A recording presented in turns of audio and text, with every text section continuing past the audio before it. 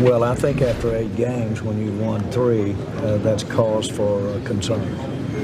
And so you got to recognize reality, and but more importantly, what I recognize is not so much the 3 wins and 5 losses, but the way we lost this game and the way we played the game.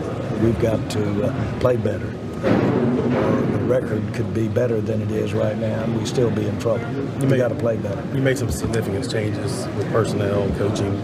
During the bye week, you feel like more changes are needed going forward at this point? Again, I wouldn't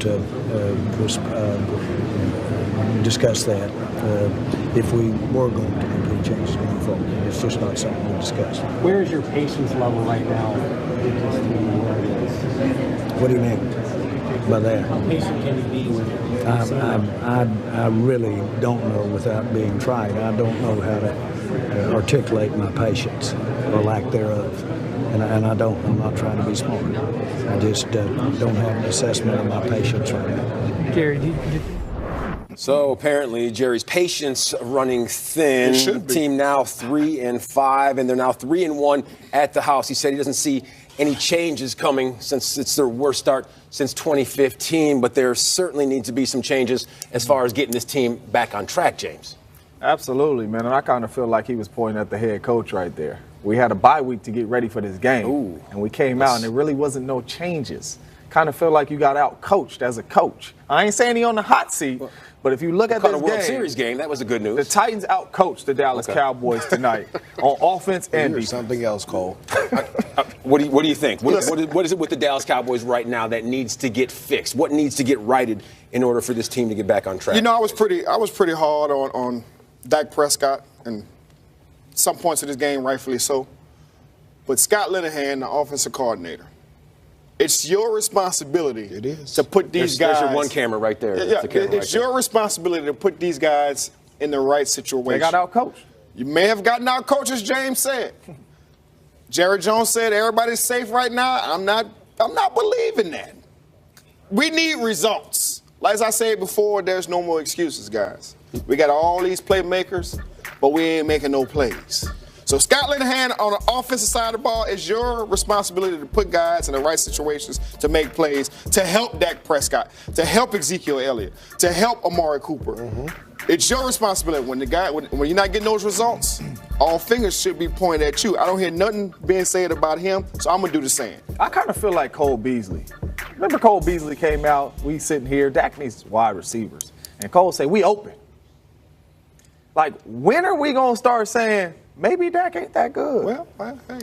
Because he has weapons around him, Drew. Is he that good? Listen, don't put my name in it. Last time, everybody came at me. Hold on a second. I'll say this, though. I'm saying, is the quarterback that good? He's a problem. But he also, you have to understand this, and the one of his problems is pocket presence. He doesn't understand how to move in the pocket, and that's because of college, right? A lot of kids, you got to remember, a lot of these kids that are coming into the game have to relearn things. Right now, I get it. He's not playing well, and Scott Linehan has to do a better job. You have a top back there. You need to run the ball a little bit more.